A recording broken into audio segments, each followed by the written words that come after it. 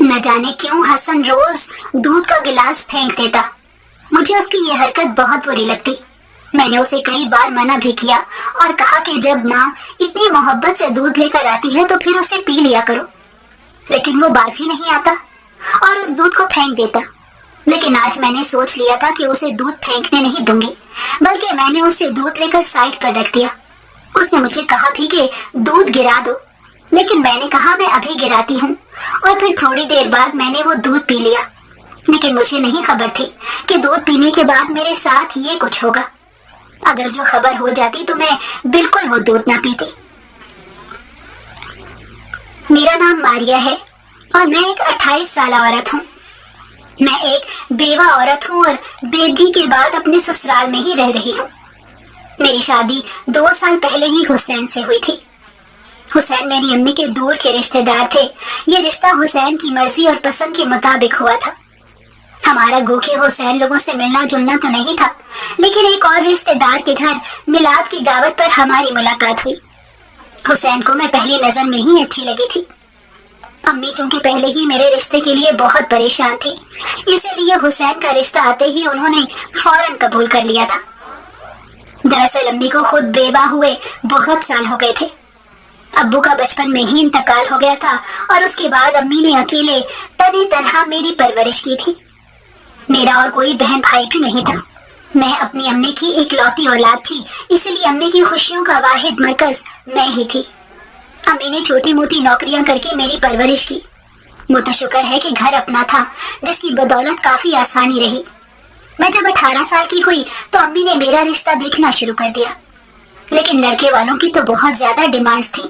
وہ جہیز میں ہر چیز چاہتے تھے اور امی بیچاری ایک عام گھریلو عورت تھی. چھوٹی موٹی مزدوریاں کر کے مجھے پال رہی تھی. وہ کیسے لڑکے والوں کی ڈیمانڈ کے مطابق اتنا زیادہ جہیز بناتی. اسی لیے وقت گزرتا رہا. میرا حسن اور میری تعلیم بھی میرے کسی کام نہ آ سکے اور رشتہ دیکھتے دیکھتے میں 26 سال کی ہو گئی. امی کو صحیح معنوں میں راتوں کی نیند اڑ چکی تھی اور انہیں ایک پل بھی چین نہیں تھا. وہ چاہتی تھی کہ ان کے مرنے سے پہلے میری شادی ہو جائے اور اکثر وہ اس بات کا اظہار بھی کرتی رہتی، کیونکہ میرے رشتے کی پریشانی نے امی کو بلڈ پریشر اور شوگر جیسی بیماری دے دی تھی. وہ راتوں کو سو نہیں پاتی تھی. میں حالانکہ انہیں بہت سمجھاتی تھی کہ امی آپ اپنی صحت خراب مت کریں، آپ اللہ پر بھروسہ کریں، جو میرا جوڑ لکھا ہوا ہے وہ تو مجھے مل کر رہے گا. لیکن وہ ماں تھی، ان کو میرے مستقبل کی فکر تھی، اسی لیے وہ میرا گھر بسا ہوا دیکھنا چاہتی تھی. امی نے تو رشتہ داروں سے بھی ملنا جلنا کم کر دیا تھا، کیونکہ لوگ ہمدردی جتاتے تھے اور صدقہ زکوٰۃ دینے کی کوشش کرتے، جبکہ امی کی خوددار طبیعت کو یہ گوارا نہیں تھا. اسی لیے ایک دن امی کی ایک کزن اپنے بیٹے کی شادی کا کارڈ لے کر آئی. اس کی شادی سے پہلے میلاد کی ایک تقریب رکھی گئی تھی. اس کی دعوت بھی وہ ہمیں دے کر گئی تھی. امی کو خوشی تو بہت ہوئی، لیکن ایک اداسی نے بھی گھیر لیا، کیونکہ ان کا بیٹا بھی جوان تھا اور امی کا کم میل ملاپ ہونے کی وجہ سے یہ رشتہ بھی ہاتھوں سے گیا. تاہم میں نے امی سے صاف صاف کہہ دیا تھا کہ ہم میلاد پر ضرور جائیں گے اور شادی میں بھی بھرپور شرکت کریں گے، کیونکہ بہت عرصہ ہو گیا تھا ہم دونوں ماں بیٹی کہیں پر نہیں گئے تھے. اسی لیے میں نے میلاد کے لیے خاص طور پر سفید لباس اور چنری دار دوپٹہ تیار کروایا اور امی کو ساتھ لے کر میلاد پر چلی گئی. میلاد پر ہی حسین اور ان کی امی موجود تھے. حسین نے مجھے پہلی نظر میں ہی پسند کر لیا اور یوں میری شادی جھٹ پٹ ہی طے ہو گئی اور میں بیاہ کر حسین کے گھر چلی آئی. حسین ایک بہت اچھے اور پیار کرنے والے شوہر ثابت ہوئے تھے. میں بہت خوش قسمت تھی کہ حسین میری زندگی میں آئے. حسین نے ہر طرح سے میرا خیال رکھا اور ان کی کوشش ہوتی کہ میری ہر ضرورت کو پورا کر سکیں. امی بھی ہمیں خوش دیکھ کر بہت خوش تھی. تاہم میری ساس کا رویہ کبھی اچھا کبھی برا ہوتا، لیکن میں نظر انداز کر دیتی، کیونکہ گھروں میں ایسی چھوٹی موٹی معمولی باتیں ہو جاتی ہیں. خوشیوں کے ہنڈولے میں جھولتے نہ جانے کیسے 2 سال گزر گئے. حسین مجھے بہت کم امی کی طرف رہنے دیتے تھے، کیونکہ ان کا کہنا تھا کہ میں تمہارے بغیر ایک پل بھی نہیں رہ سکتا. اس لیے وہ مجھے میکے میں رات نہیں رہنے دیتے تھے. اپنے ساتھ لے کر جاتے اور امی سے ملوا کر ساتھ ہی واپس لے آتے. لیکن اس دن امی کی طبیعت بہت خراب تھی اور سردیاں شروع ہونے والی تھی. अम्मी का सांस उखड़ा हुआ था, जिसकी वजह से मैं बहुत परेशान थी। मेरी परेशानी को देखते हुए हुसैन ने मुझे अम्मी के पास रात रुकने की इजाजत दे दी और कहा कि तुम आज यहीं पर रुक जाओ, आंटी की हालत ठीक नहीं है, मैं कल किसी वक्त आकर तुम्हें ले जाऊंगा। मैं खुद भी अम्मी के पास रुकना चाहती थी, लेकिन हुसैन की वजह से उनसे कह नहीं रही थी। लेकिन जब हुसैन ने खुद कह दिया तो फिर मैं खुशी खुशी अम्मी के पास रुक गई। लेकिन मुझे नहीं पता था कि मेरा यहाँ पर रुकना मेरी सारी जिंदगी की बर्बादी बन जाएगा। मुझे एक ऐसा दुख मिलेगा जिससे मैं कभी निकल नहीं सकूंगी। हुसैन मुझे छोड़कर वापस घर चले गए थे। अम्मी की हालत अभी बेहतर नहीं थी। मैंने उनको दवा देकर लेटा दिया और उनके लिए सूप बनाने के लिए किचन में चली आई, क्योंकि सूप के साथ उनको काफी अच्छा महसूस होता था और तबीयत बेहतर हो जाती थी। अम्मी को सूप पिलाकर मैं उनके पास ही सोने के लिए लेट गई और बिल्कुल उसी तरह उनके साथ लग गई जैसे शादी से पहले उनके साथ लेटा करती थी। लेकिन आधी रात को एक फोन आया जिसने मेरी दुनिया ही उजाड़ दी। फोन हुसैन के घर से आया था। फोन पे हुसैन का छोटा भाई हसन था, जिसका कहना था कि भाई हम में नहीं रहे, भाभी हमारी दुनिया उजड़ गई है, हम यतीम हो गए हैं, भाई मर गए हैं। ये बात सुनना थी कि मेरे पैरों तले से जमीन निकल गई और आंखें पत्थर की हो गई। मैंने बार बार हसन से पूछा, हसन क्या हुआ, तुम क्या बकवास कर रहे हो, क्या हुआ है मेरे हुसैन को? लेकिन तब तक फोन बंद हो चुका था। मैंने अम्मी की हालत की भी परवाह नहीं की और उसी तरह पागलों की तरह चादर ओढ़कर बाहर भागी। अम्मी मुझे पीछे आवाजें देती रह गई, मारिया रुको तो सही, रुको, क्या हुआ है, मुझे तो बताओ। लेकिन मुझ में इतनी हिम्मत नहीं थी कि मैं अम्मी को कुछ बताती। मैं उसी तरह भागी भागी सड़क पर आई और एक रिक्शे को हाथ देकर उसमें बैठ गई।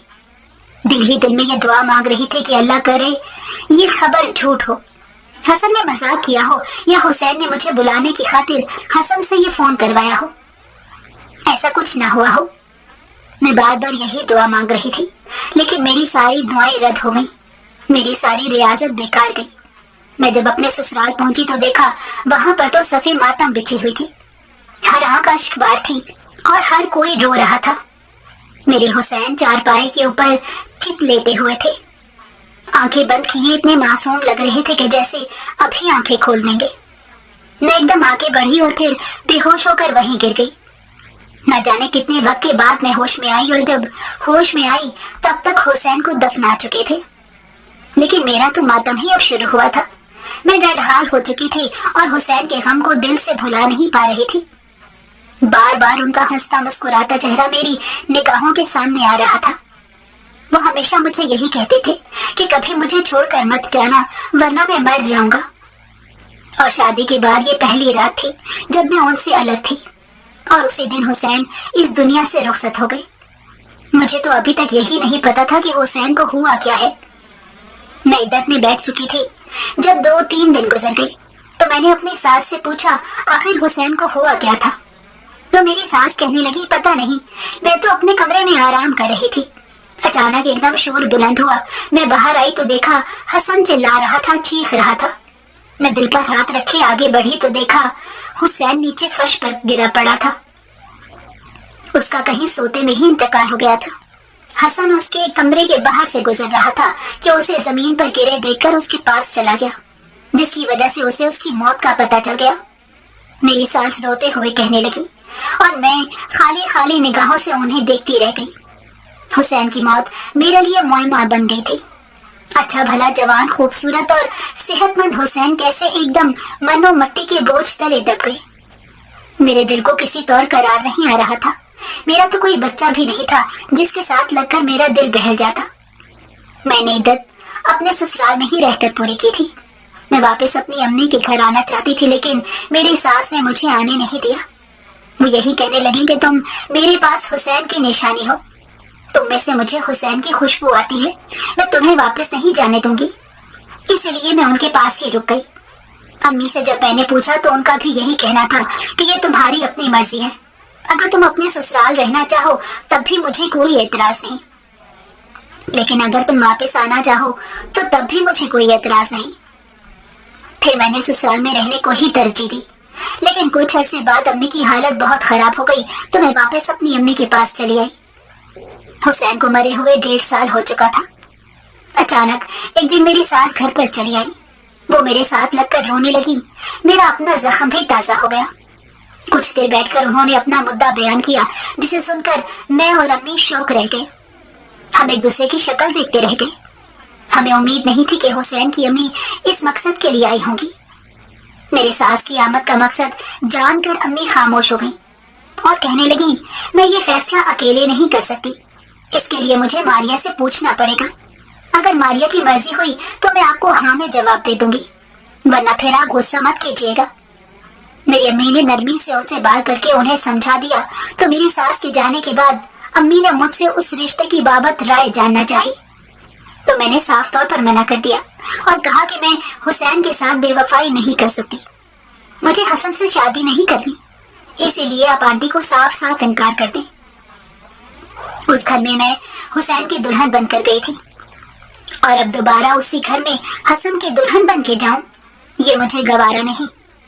अम्मी ने इसी तरह मेरा इनकार आंटी तक पहुंचा दिया, लेकिन आंटी ने तो इनकार जैसे दिल पर ले लिया और बिस्तर से लग गई। उनकी तबीयत खराब हो गई और वो बार बार मुझे पुकारने लगी। हसन ने मुझे फोन करके आंटी की हालत के बारे में आगाह किया और कहा कि आप बस एक बार आ जाएं। अम्मी की हालत बहुत खराब है और वो बार बार आपको पुकार रही हैं। आप एक बार आ जाएंगी तो शायद उनका दिल बहल जाए और वो आपके इनकार के सदमे से बाहर निकल सके। हसन ने कहा तो मैं खामोशी से हो गई और मैंने उससे कहा, मुझे तुमसे शादी पर एतराज नहीं है, दरअसल मैं शादी करना ही नहीं चाहती। एक बार मैंने शादी कर ली है और दोबारा इस झंझट में नहीं पड़ना चाहती, इसीलिए मुझे माफ कर देना। लेकिन मेरी बात सुनकर हसन कहने लगा, मैं खुद भी आपसे शादी के लिए तैयार नहीं, आप मेरे लिए काबिले इज्जत और काबिले एहतराम हैं, इसलिए मैंने अम्मा को मना भी किया था, लेकिन वो नहीं मानी। वो आपसे बहुत मोहब्बत करती हैं, क्योंकि आप हुसैन भाई की बीवी थी और अब उनकी बेवा हैं, इसीलिए अम्मा आपको अपने साथ अपनी नजरों के सामने रखना चाहती हैं। लेकिन अगर आप राजी नहीं हैं तो कोई बात नहीं, मैं अम्मा को मना लूंगा, आप बस कभी कभार घर का चक्कर लगा लिया करें। हसन ने तरीके से बात खत्म कर दी और मुझे भी तसल्ली हो गई। लेकिन मेरी सास किसी तौर पर भी नहीं मान रही थी और उनकी हालत भी संभलने में नहीं आ रही थी। आखिरकार मेरी अम्मी भी मेरी सास की हमनवा हो गई और उन्होंने भी मुझे प्रेशराइज करना शुरू कर दिया और कहा कि तुम हसन से शादी कर लो, इस तरह मैं भी सुकून से मर सकूंगी। अम्मी ने वही अपना मशहूर जमाना डायलॉग दोहराया, जिससे मुझे बहुत चिढ़ थी और अभी मैं गुस्से से चिढ़ गई और कहा, आप हमेशा ये डायलॉग दोहराकर मुझे जज्बाती ब्लैकमेल कर लेती हैं। ठीक है, मैं तैयार हूँ, आप आंटी को हाँ कह दी।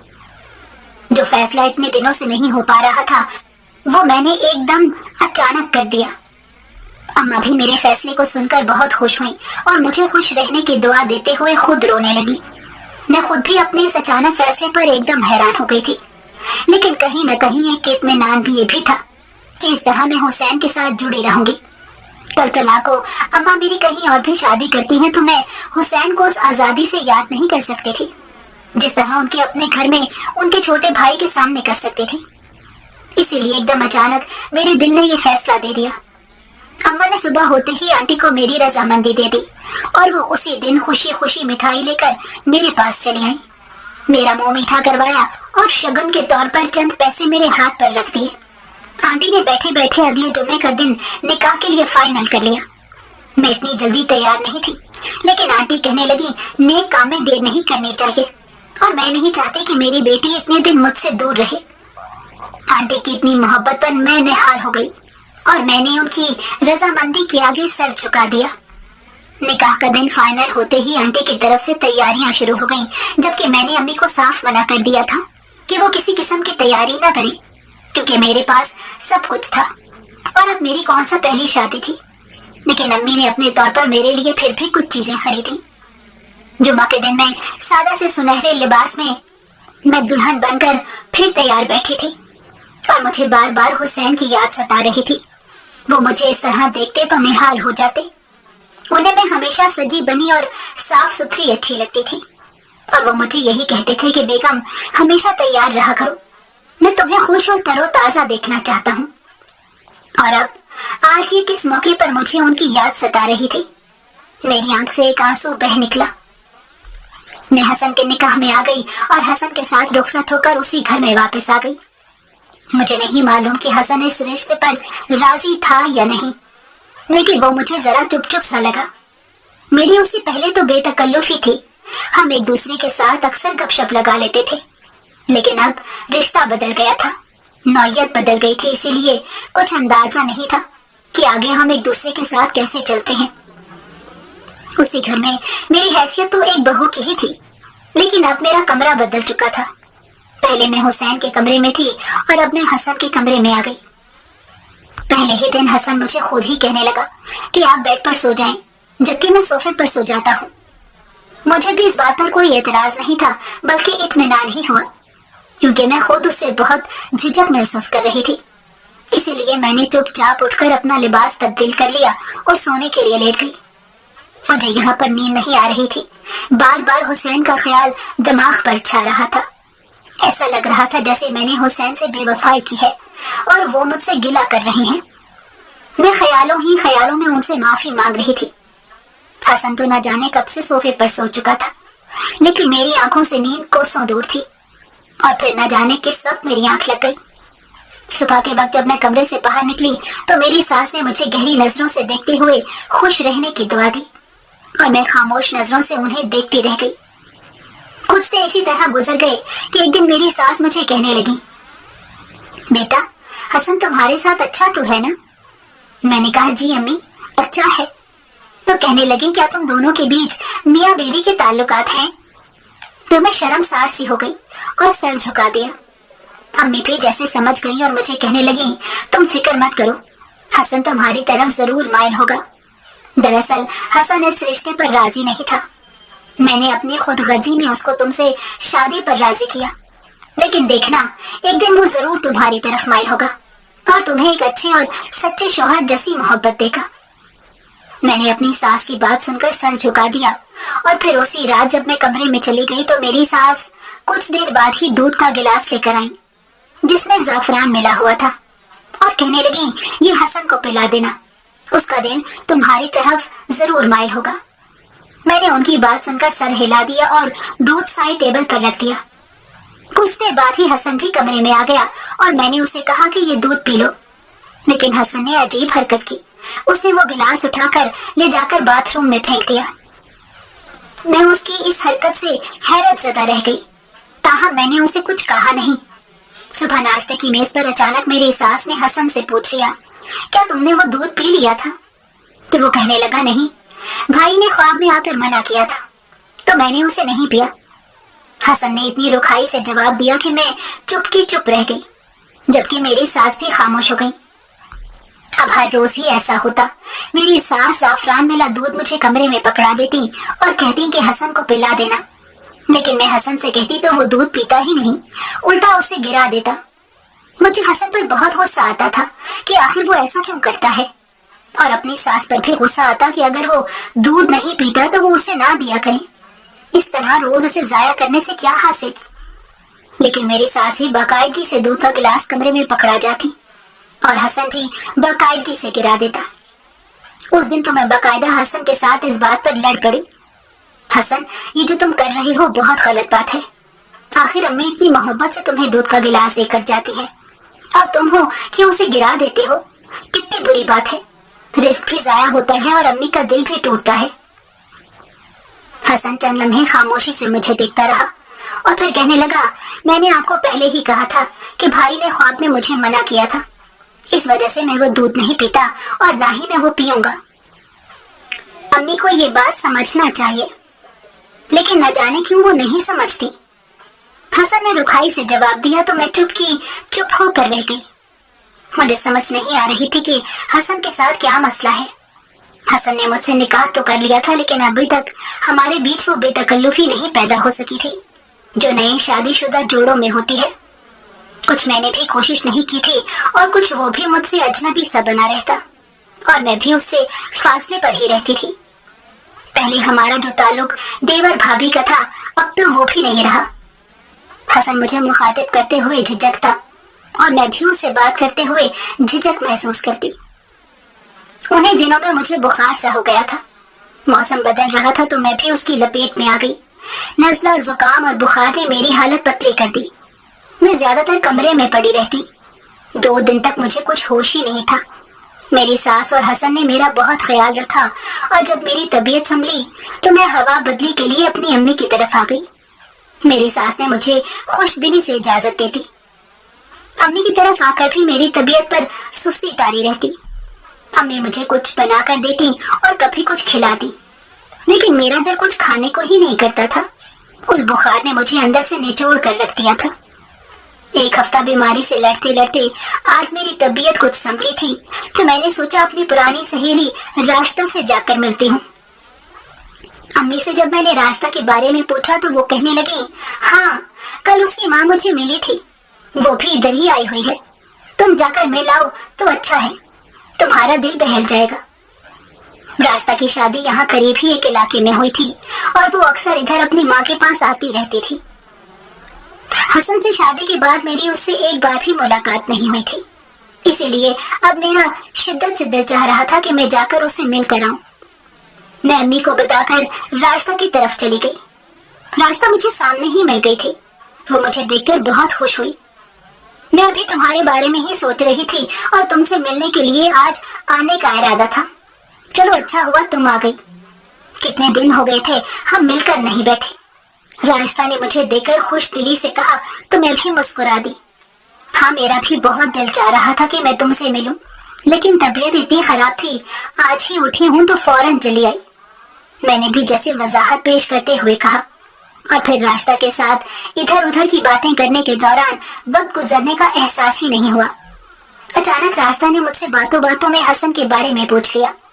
तुम्हारा देवर, मेरा मतलब है तुम्हारा शौहर, तुम्हारे साथ ठीक तो है ना? राशिदा ने झिझकते हुए पूछा तो मैंने गहरा सांस भरकर कहा, वो ठीक है, बस मेरे दिल से अभी हुसैन की याद नहीं जाती। मैं कोशिश तो करती हूँ कि हसन के साथ मुखलिस होकर रहूं, लेकिन क्या करूं, घर भी एक है और उसी घर में मैं पहले हुसैन की बीवी बनकर गई थी और अब हसन की बीवी बनकर रह रही हूँ तो मेरे लिए बहुत मुश्किल है इतनी जल्दी पुरानी यादों से पीछा छुड़ाना। मैंने यासियत से कहा तो राशिदा ने समझकर सर हिला दिया और मेरे हाथ पर हाथ रखकर कहने लगी, बस तुम हिम्मत मत हारना, कोशिश करो कि हुसैन भाई की यादों को दिल से निकालकर हसन को खुले दिल से अपना लो, फिर देखना जिंदगी कितनी खूबसूरत हो जाएगी। मैंने भी राशिदा की बात पर सर हिला दिया और फिर उससे मिलती वापस घर आ गई। अम्मा से घर आते ही मैंने कह दिया था कि कल मैं अपने घर वापस चली जाऊंगी। बहुत दिन हो गए हैं, आंटी और हसन न जाने किस तरह गुजारा कर रहे होंगे। मेरी बात सुनकर अम्मी कहने लगी, हाँ, मैं भी तुम्हें यही कहने वाली थी कि तुम्हें काफी दिन हो गए हैं, तुम 2-4 दिन के लिए फिर चली जाओ, फिर बेशक बाद में आ जाना, ऐसे अच्छा नहीं लगता। मैंने इस बात में सर हिला दिया और उठकर कमरे में आ गई। अपने चंद जोड़े बैग में डालकर तैयार करके रख दिया। सुबह होते ही नाश्ता करके मैंने अम्मा से कहा कि मुझे छोड़ आए। अम्मा मुझे छोड़ने के लिए घर चली आई। मेरी सास मुझे देखकर बहुत खुश हुई और कहने लगी, मैं रात तुम्हें बहुत याद कर रही थी और कह रही थी कि इतने दिन हो गए हैं कि मेरी बेटी घर वापस नहीं आई। मैं सोच रही थी कि आज तुम्हें जाकर ले आऊं, अच्छा हुआ तुम खुद ही आ गई। मेरी सास ने बहुत मोहब्बत जताते हुए कहा तो मैं भी उनके साथ लगकर बैठ गई।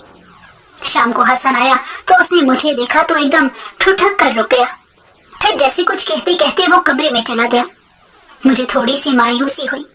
मुझे लगा था कि हसन मेरे इतने दिनों की गैर मौजूदगी को महसूस करेगा और मुझे एक बार बताएगा जरूर कि उसने मुझे याद किया, लेकिन उसने तो कोई भी बात नहीं की, बल्कि खामोशी से चला गया। रात जब मैं सोने के लिए लेटी तो हस्बे मामूल फिर मेरी सास दूध का गिलास लेकर आ गई, लेकिन हसन कमरे में मौजूद नहीं था। मैंने आंटी से कहा भी कि आप इसे वापस ले जाएं। हसन पीता तो है नहीं, बल्कि उल्टा इसे गिरा देता है। तो वो कहने लगी, तुम मोहब्बत से पिलाना तो वो जरूर पी लेगा। मैंने खामोशी से गिलास पकड़ कर रख दिया। आंटी चली गई तो न जाने मेरे दिल में क्या ख्याल आया कि मैंने वो गिलास उठाकर पी लिया। कुछ ही देर गुजरी थी कि अचानक मुझे अपना मरहूम शौहर हुसैन नजर आए और वो मुझे कह रहे थे कि अगर तुम्हें अपनी जान प्यारी है तो यहाँ से चली जाओ, यहाँ पर मत रहो। वो चिल्ला चिल्लाकर मुझसे यही कह रहे थे। मैं एकदम एक झटके से उठ बैठी और अपने इर्द गिर्द नजर घुमा कर देखी। हुसैन कहीं भी नहीं थे। इसका मतलब ये मेरा ख्वाब था, लेकिन ख्वाब में आकर हुसैन मुझे ऐसा क्यों कह रहे थे? मैं एकदम उठकर बाहर की तरफ भागी। मेरी सास ने जो मुझे बाहर की तरफ आते देखा तो परेशानी से पूछने लगी, क्या हुआ बेटा, सब ठीक है? मैंने आंटी से कहा, वो कमरे में हुसैन वहां पर। मैंने बौखलाए हुए अंदाज में कमरे की तरफ इशारा करते हुए कहा तो आंटी खुद भी बहुत खौफजदा नजर आने लगी और एकदम उठकर कमरे की तरफ गई, लेकिन वहां से वापस आने के बाद वो कहने लगी कि वहां पर तो कोई भी नहीं है, कमरा बिल्कुल खाली है, तुम्हें जरूर कोई गलत फहमी हुई है। लेकिन मैं अपना सर दोनों हाथों में थाम कर बैठ गई और कहने लगी, नहीं, हुसैन आए थे और वो मुझे कह रहे थे अगर तुम्हें जान प्यारी है तो यहाँ से चली जाओ। मैं इसका क्या मतलब समझूं? मैं बेबसी से रोने लगी। मेरी बात सुनकर आंटी एकदम जर्द पड़ गई और मुझे देखते हुए कहने लगी, क्या क्या कहा हुसैन ने? आंटी ने आहिस्ता आवाज में पूछा तो मैंने बताया वो कह रहे थे तुम्हें अगर जान प्यारी है तो यहाँ से चली जाओ। मेरी बात सुनकर आंटी हारे हुए अंदाज में सोफे पर गिर सी गई। आंटी का ये अंदाज मुझे कुछ मुख्तलिफ सा लगा, इसलिए मैंने उनसे पूछा कि क्या हुआ आंटी, आप ये सुनकर इतना परेशान क्यों हो गई हैं? मेरी बात पर आंटी की आंखों से आंसू बहने लगे और फिर वो ज़ारों कतार रोने लगी। मैं अब सही मायनों में परेशान हो चुकी थी। न जाने आंटी के साथ क्या मामला था जो वो ऐसे कह रही थी। कुछ देर बाद जब आंटी रो रो कर थक गई तो फिर कहने लगी, कुछ नहीं बेटा, बस यूं ही मेरा दिल भर आया था। लेकिन मैंने आंटी से कहा कि यूं ही दिल भर नहीं आना था, बल्कि जरूर कोई ना कोई बात है। आपको मेरी कसम, मुझे सच बताएं, आखिर क्या बात है? मैंने अपनी कसम देकर आंटी को पाबंद कर दिया तो चंद लम्हे खामोश रहने के बाद कुछ सोचकर वो कहने लगी, बेटा मैं तुमसे जो भी कहूंगी बिल्कुल सच कहूंगी, इसीलिए तुम इस सच को बर्दाश्त करना और हो सके तो मुझे और हसन को माफ कर देना। आंटी ने ये कहा तो मैं उनकी तरफ उलझन भरी निगाहों से देखने लगी और फिर उनसे पूछा, क्या बात है, ऐसी क्या बात हो गई? तो आंटी कहने लगी, ये बात उस मिलाद वाले दिन से शुरू होती है जिस दिन मैंने तुम्हें पहली बार देखा था। हुसैन ने भी तुम्हें उसी दिन देखा था और हसन ने भी तुम्हें उसी दिन देखा था। मुझे तुम हुसैन के लिए बहुत पसंद आई थी। मैंने घर आकर जब हुसैन से रिश्ते की बात की तो वो खिल उठा। मुझे उसका चेहरा देखकर उसके दिल का हाल पता चल गया था। इसीलिए जब हम दोनों माँ बेटा ये बात कर रहे थे तो हसन भी वहां पर चला आया। मैंने हसन को भी अपनी खुशी में शामिल करना चाहा, लेकिन उसका चेहरा जैसे बुझ सा गया और आंखों की रौनक एकदम मांद पड़ गई। मैंने अपनी खुशी में महसूस नहीं किया और यूं हुसैन का रिश्ता तुम्हारे लिए मांगने चली आई। हुसैन का रिश्ता पक्का होते ही मैंने जल्द शादी पर इसरार किया और तुम दोनों की जल्द ही शादी करवा दी। लेकिन मुझे मालूम नहीं था कि ये मेरी कितनी बड़ी गलती है और मेरा बेटा हसन इस बात को अपनी कितनी बड़ी शिकत समझेगा। दरअसल हसन ने जब तुम्हें मिलाद में देखा था तो तुम उससे बहुत अच्छी लगी थी और वो वहीं पर तुम्हें अपनी जिंदगी में शामिल करने का फैसला कर बैठा था। वो मुझसे तुम्हारे लिए बात करना चाहता था, लेकिन उससे पहले ही मैंने हुसैन के लिए तुम्हें पसंद कर लिया। हसन ने ये बात फिर मुझसे नहीं की और खामोश हो गया। दिल ही दिल में दबा ली। उसका ख्याल था कि शायद वक्त के रहते हुए ये बात खुद ही खत्म हो जाएगी, लेकिन जब तुम ब्याह कर हमारे घर आई तो हर वक्त उसकी निगाहों के सामने रहने लगी। हसन की प्यासी नजरें तुम्हारे चेहरे का तवाफ करती रहती और तुम उतनी ही बेखबर थी। इसलिए मैंने जब ये महसूस किया कि हसन तुम्हें पसंद करता है, मैंने उसे बहुत डांटा और बुरा भला कहा और उसे समझाया कि अब वो ये ख्याल दिल से निकाल दे, क्योंकि तुम अब उसकी भाभी बन चुकी थी और एक काबिले इज्जत रुतबे पर फाइज थी। लेकिन हसन मुझसे बहुत लड़ा और कहने लगा, आपने मेरे साथ बहुत ज्यादती की। जब भी कोई अच्छी चीज होती आप हमेशा भाई को दे देती हैं और अब भी ऐसा ही किया है आपने मेरे साथ। मेरे दिल की खुशी, मेरी मोहब्बत आपने उठाकर भाई की गोद में डाल दी। मैं ये बात कैसे भुला दूं?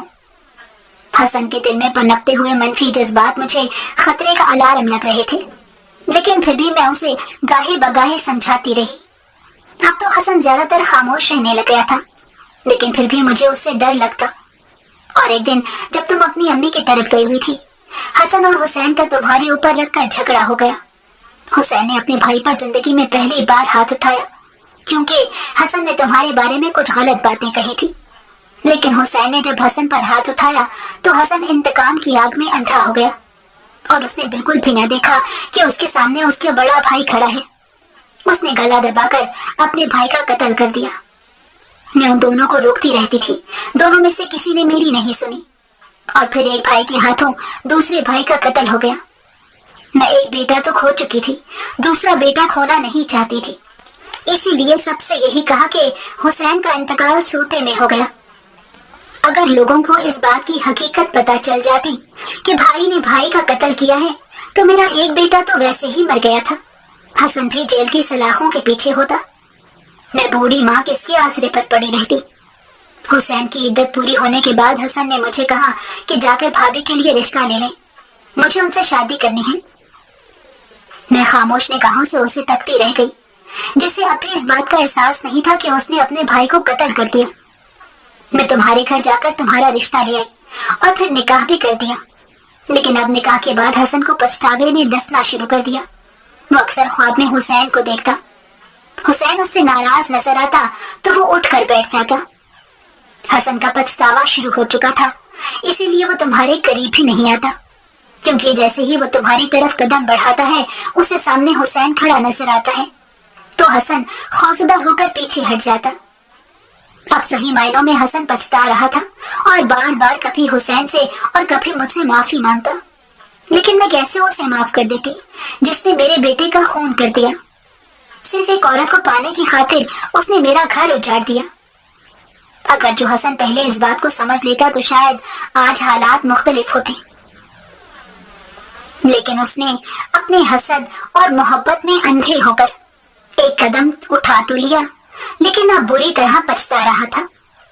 میں نے اسے سمجھانے کی کوشش کی کہ جیسے بھی ہو اب تم ماریا کے ساتھ نباہ کرنے کی کوشش کرو اور اسے عزت اور محبت دو، وہ تمہاری بیوی ہے۔ لیکن وہ کہتا کہ یہ میرے بس میں نہیں ہے۔ میں جیسے ہی اس کے قریب ہونے کی کوشش کرتا ہوں حسین میرے سامنے آ کھڑا ہوتا ہے اور میں پھر اس سے دور ہٹ جاتا ہوں۔ میں حسن کی بے بسی دیکھ رہی تھی، اسی لیے خاموش ہو گئی۔ میں تمہیں یہ سب نہیں بتانا چاہتی تھی، لیکن آج اس طرح تم نے حسین کے بارے میں کہا، میں تمہیں یہ سب بتانے پر مجبور ہو گئی، کیونکہ تمہیں یہ سب باتیں جاننے کا پورا حق ہے۔ لیکن میری بیٹی، مجھے معاف کر دینا، میں ایک مجبور اور بے بس ماں تھی۔ میں اپنے ایک بیٹے کے بعد دوسرا بیٹا کھونا نہیں چاہتی تھی، اس لیے میں نے تم سے اور سب سے جھوٹ بولا، اس کے لیے مجھے معاف کر دینا۔ آنٹی نے میرے آگے ہاتھ جوڑتے ہوئے روتے ہوئے کہا، لیکن میں تو جیسے وہاں تھی ہی نہیں۔ یہ کیا پہاڑ توڑ ڈالا تھا آنٹی نے میرے اوپر، میرے کندھے اس بوجھ کو اٹھانے سے قاصر ہو گئے تھے۔ اتنے بڑے انکشاف نے مجھے ہلا کر رکھ دیا اور مجھے کچھ سمجھ نہیں آ رہی تھی کہ میں کیا کروں۔ میں چپ چاپ اٹھ کر اپنے کمرے میں آ گئی اور لیٹ گئی۔ ماضی کی ساری فلم میرے دماغ میں چل رہی تھی۔ شادی کے بعد کا جتنا حصہ میں نے گزارا، مجھے ایک ایک کر کے وہ سارے لمحے یاد آ رہے تھے۔ مجھے اس بات پر یقین ہی نہیں آ رہا تھا کہ حسن میرے ساتھ یہ سب کچھ کر سکتا ہے۔ میں ایک دم اٹھی، بیگ میں چند جوڑے ڈالے اور واپس اپنی ماں کی طرف آ گئی۔ آنٹی مجھے روکتی رہ گئی، لیکن میں نہیں رکی، بلکہ میں نے اب ارادہ کر لیا تھا کہ میں وہاں پر واپس نہیں جاؤں گی، نہ ہی ان سے کوئی واسطہ رکھوں گی۔ حسن کو بھی خبر ہو گئی تھی کہ میں اس بارے میں سب کچھ جانتی ہوں۔ اس نے بھی مجھ سے معافی مانگنے کی بہت کوشش کی، لیکن میں نے اپنا دل پتھر کر لیا اور کان اس کی طرف سے بند کر لیے۔ میری امی جو مجھے اس حال میں دیکھتی تو وہ بار بار پوچھتی، لیکن میں نے ابھی تک امی کو اس کے بارے میں نہیں بتایا تھا، کیونکہ میں نہیں چاہتی تھی کہ جس طرح میں ایک اذیت میں مبتلا ہو گئی ہوں، امی بھی وہ اذیت برداشت کریں۔ حسن بار بار رابطے کی کوشش کرتا، لیکن مجھے اس سے کوئی واسطہ نہیں رکھنا تھا۔ آنٹی کو بھی میں نے صاف منع کر دیا تھا کہ وہ مجھ سے کسی قسم کا رابطہ نہ رکھیں۔ امی کے گھر آئے ہوئے مجھے 2 سال گزر چکے تھے۔ امی کو اس معاملے کی خبر نہیں تھی کہ آخر ہو کیا گیا تھا، اور نہ ہی میں نے ان کو بتائی۔ میرا اب بھی واپس جانے کا کوئی ارادہ نہیں ہے۔ میں اپنی باقی زندگی امی کے ساتھ ہی گزارنا چاہتی ہوں۔ میں اب بھی روز حسین سے معافی مانگ کر سوتی ہوں اور کہتی ہوں مجھے خبر نہیں تھی کہ وہ آپ کا قاتل ہے، ورنہ میں کبھی بھی اسے اپنی زندگی میں شامل نہیں کرتی۔ میں نے تو اسے آپ کا بھائی سمجھا تھا، لیکن وہ آپ کا قاتل نکلا۔ یہ بات سن کر حسین مسکرا دیتے ہیں اور مجھے بھی تسلی ہو جاتی ہے کہ انہوں نے مجھے معاف کر دیا۔ باقی کی زندگی شاید اب اسی طرح ہی گزرنی تھی، کیونکہ شادی کے نام سے تو اب مجھے نفرت ہو گئی تھی۔